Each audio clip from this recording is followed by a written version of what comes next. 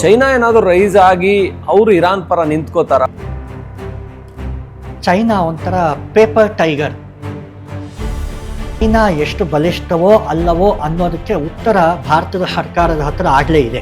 ಸರಿಗ ಅಮೆರಿಕ ಒಂದು ಕಡೆ ನಿಂತ್ಕೊಂಡ್ರೆ ಅವ್ರು ಯೋಚನೆ ಮಾಡ್ತಾ ಇರೋದು ನನ್ನನ್ನು ಚೇಸ್ ಮಾಡ್ತಾ ಇರೋ ಚೈನಾ ಭಾರತದ ಥರದ್ದು ನಾವು ಕಂಟ್ರೋಲ್ ಇಟ್ಕೋಬೇಕು ಅನ್ನೋದು ಅಮೆರಿಕಾದ ಯೋಚನೆ. ಹೌದು. ಹೀಗಿರುವಾಗ ಚೈನಾ ಒಂದು ವೇಗವಾಗಿ ಬೆಳೀತಾ ಇದೆ, ಭಾರತ ಕೂಡ ಈಗ ಮುನ್ನುಗ್ತಾ ಇದೆ. ಹೌದು.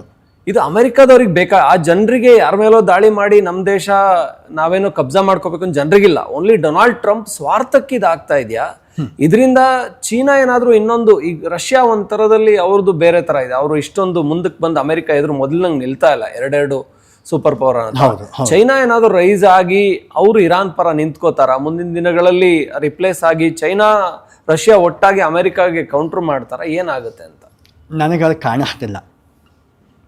ಆಗೋದಿದ್ದರೆ ವೆನೆಜುವೆಲಾನಲ್ಲಿ ಅಧ್ಯಕ್ಷನನ್ನು ಎತ್ತಾಕೊಂಡು ಹೋದಾಗ ಚೈನಾದ ಒಂದು 10 ಮಂತ್ರಿಗಳಾಗಲೇ ಅಲ್ಲಿದ್ದರು. ಆ ಕ್ಷಣದಲ್ಲಿ ಆ ದಿನ ವೆನೆಜುವೆಲಾದ ರಾಜಧಾನಿಯಲ್ಲಿ ಅವರಿದ್ದರು. ಅಷ್ಟಿದ್ದರೂ ಚೈನಾ ಕುಮ್ಮಕ್ಕಿಮಕ್ಕನ್ನು ಬಾಯಿ ಬಿಡಲಿಲ್ಲ. ಒಂದು. ಇನ್ನೊಂದು, ಇವತ್ತು ಹೀಗಾಗಿದೆ. ಇವರಿಗೆ ಒಂದಷ್ಟು ಕ್ಷಿಪಣಿಗಳ ರೀತಿಯಲ್ಲೋ ಇನ್ಯಾವುದಾದ್ರೂ ರೀತಿಯಲ್ಲೋ ಸಹಾಯ ಮಾಡ್ಬೋದಾಗಿತ್ತು, ಮಾಡಿಲ್ಲ. ಅಂದರೆ ಚೈನಾ ತನ್ನದಲ್ಲದ ಯುದ್ಧದಲ್ಲೋ ತನ್ನದಲ್ಲದ ಒಂದು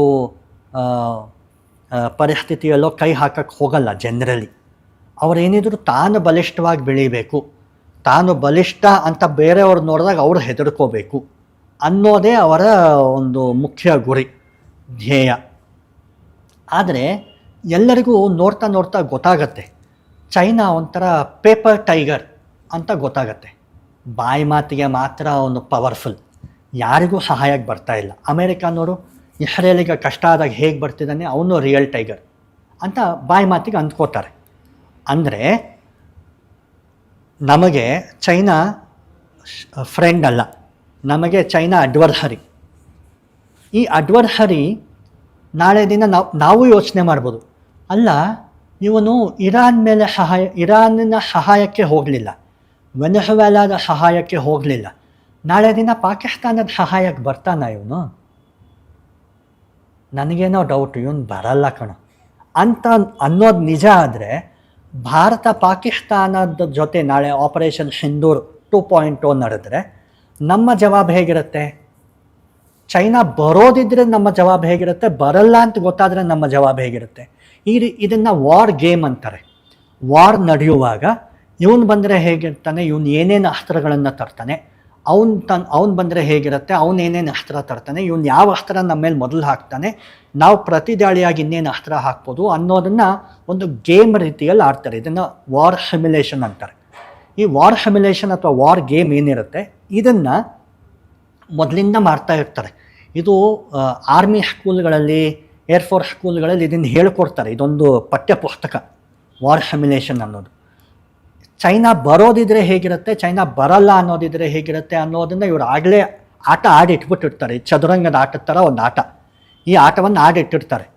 ಅವರು ಹಿಮಾಲಯದ ಎತ್ತರಗಳನ್ನು ದಾಟಿ ಆ ಕಡೆಯಿಂದ ಪಾಕಿಸ್ತಾನಕ್ಕೆ ಸಹಾಯಕ್ಕೆ ಬರಬೇಕು. ಏನೇನು ತರ್ಬೋದು, ಏನೇನು ಕೊಡ್ಬೋದು, ಅರ್ಜೆಂಟಾಗಿ ಏನು ಕೊಡ್ಬೋದು, ಅಥವಾ 6 ತಿಂಗಳ ಮುಂಚೆನೇ ಏನು ಕೊಟ್ಟಿರ್ಬೋದು, ಈ ರೀತಿಯೆಲ್ಲ ಯೋಚನೆ ಮಾಡ್ತಿರ್ತಾರೆ. ಅಂದರೆ ಚೈನಾ ಎಷ್ಟು ಬಲಿಷ್ಠವೋ ಅಲ್ಲವೋ ಅನ್ನೋದಕ್ಕೆ ಉತ್ತರ ಭಾರತದ ಸರ್ಕಾರದ ಹತ್ರ ಆಗಲೇ ಇದೆ. ನೀವು ಇವತ್ತು ಮಾತಾಡ್ಕೊಳ್ತಿದ್ದೀವಿ, ನಮ್ಮ ಸರ್ಕಾರಕ್ಕೆ ಆಗಲೇ ಅದರ ಉತ್ತರ ಸಿಕ್ಬಿಟ್ಟಿದೆ. ನಿನ್ನೆ ನಡೆದಂತಹ ಏನು ಘಟನೆಗಳಿದ್ದಾವೆ ಇದು ನಮ್ಮ ಸರ್ಕಾರಕ್ಕೆ ನೋಡು ನಾನು ಹೇಳಿದ್ದೆ ಅವ್ರು ಬರಲ್ಲ ಅಂತ, ಬಂದಿಲ್ಲ ನೋಡು ಅನ್ನೋ ರೀತಿ ಒಂಥರ ಪಠ್ಯಪುಸ್ತಕದಲ್ಲಿ ನಾವು ಅಂಡರ್ಲೈನ್ ಮಾಡ್ಕೊಳ್ತೀವಲ್ಲ, ಆ ಥರ ಅಂಡರ್ಲೈನ್ ಮಾಡ್ಕೊಳ್ಳೋದಕ್ಕೆ ಸಹಾಯ ಆಗಿರುತ್ತೆ. ಅಂದರೆ China is a paper tiger.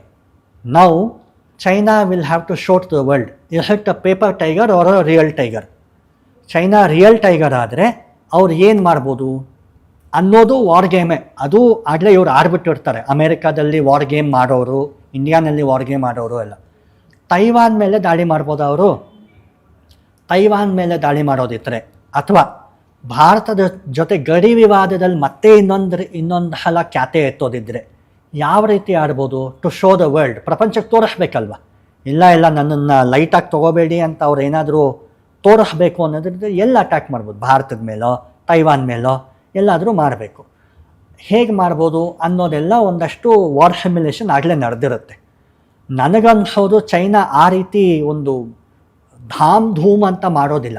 ಸಣ್ಣ ಸಣ್ಣದಾಗಿ ನಮ್ಮಲ್ಲಿ ಗಲ್ವಾನಲ್ಲಿ ಮಾಡಿದ್ರಲ್ಲ ಆ ರೀತಿಯೋ, ಅಥವಾ ಭೂತಾನ್ ಮೇಲೆ ಡೋಕ್ಲಾಮ್ ಅಥವಾ ಡೋಕಾಲಾನಲ್ಲಿ ಮಾಡಿದ್ರಲ್ಲ ಆ ರೀತಿ ಸಣ್ಣ ಸಣ್ಣದಾಗಿ ಒಂದಷ್ಟು 250 ಸ್ಕ್ವೇರ್ ಕಿಲೋಮೀಟ್ರನ್ನ ನಾವು ಕಬ್ಜಾ ಮಾಡ್ಕೊಳ್ತೀವಿ, ಆ ರೀತಿ ಮಾಡ್ಬೋದೇ ಹೊರತು ದೊಡ್ಡದಾಗಿ ನಾವು ಹಾಕ್ಬಿಟ್ಟು ಪ್ರಧಾನಮಂತ್ರಿನ ಉರುಳಿಸ್ತೀವಿ, ಸರ್ಕಾರವನ್ನು ಉರುಳಿಸ್ತೀವಿ, ಹಾಗೆ ಮಾಡೋದು ಚೈನಾ ಕೈಯಲ್ಲಿ ಆಗೋದೂ ಇಲ್ಲ. ಅವರು ಅದು ಆ ರೀತಿ ಪ್ರಯತ್ನನೂ ಪಡಲ್ಲ.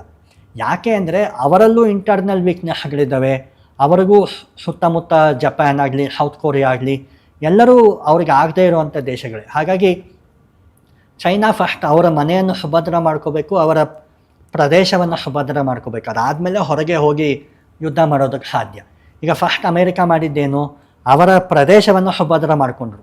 ವೆನೆಜುವೆಲಾನ ಅಧ್ಯಕ್ಷನನ್ನು ಎತ್ತು ಹಾಕ್ಕೊಂಡು ಹೋದರು. ಅಂದರೆ ಮೊದಲ ಪಾಠ ಏನು ಬೇರೆಯವರಿಗೆ, ಇದು ನನ್ನ ಪ್ರದೇಶ, ನಾರ್ತ್ ಅಮೇರಿಕಾ ಸೌತ್ ಅಮೇರಿಕಾ ನನ್ನದು, ಇಲ್ಲಿ ಯಾರೂ ಬರೋ ಹಾಗಿಲ್ಲ, ಬಂದರೆ ಹುಷಾರ್ ಅಂತ ಹೇಳಿದರು ಒಂದು. ಹಾಗಾಗಿ ಎಲ್ಲರೂ ಓಕೆ ಅಲ್ಲಿ ಬೇಡಪ್ಪ ಅಂತಿದ್ದರು. ಈಗ ಇಲ್ಲೂ ಬಂದರು, ಇಲ್ಲೂ ಅದೇ ಪಾಠ ಆದರೆ ಎಲ್ಲರೂ ಓಕೆ ಅಮೇರಿಕಾ ತುಂಬ ಬಲಿಷ್ಠ ಅಂತ ಸಾಬೀತು ಮಾಡ್ಕೊಂಡಿದೆ, ಹಾಗಾಗಿ ನಾವು ಅವರ ತಂಟೆಗೆ ಹೋಗೋದು ಬೇಡ ಅಂತ ಅಂದ್ಕೊಳ್ತಾರೆ ಆ ರೀತಿ. ಸೊ ಹಾಗಾಗಿ ಚೈನಾ ಈಗ ಇಮಿಡಿಯೇಟಾಗಿ ಏನೂ ದೊಡ್ಡ ಮಟ್ಟದಲ್ಲಿ ಏನಾದರೂ ಖ್ಯಾತೆ ಎತ್ತೋದು ನನಗೇನೋ ಡೌಟ್. ಯಾವುದೇ ಸುದ್ದಿಯ ಅಪ್ಡೇಟ್ ಅನ್ನ ಮಿಸ್ ಮಾಡ್ಕೊಳ್ಬಾರ್ದು ಅಂದ್ರೆ ಈಗ್ಲೇ ಒನ್ ಇಂಡಿಯಾವನ್ನ ಸಬ್ಸ್ಕ್ರೈಬ್ ಮಾಡಿ. ನಿಮಗೆ ಬೇಕಾದ ಭಾಷೆಯಲ್ಲಿ ಎಲ್ಲಾ ಸುದ್ದಿ ತಿಳಿಬೇಕು ಅಂದ್ರೆ ಒನ್ ಇಂಡಿಯಾ ಆಪ್ ಅನ್ನ ಡೌನ್ಲೋಡ್ ಮಾಡ್ಕೊಳ್ಳಿ.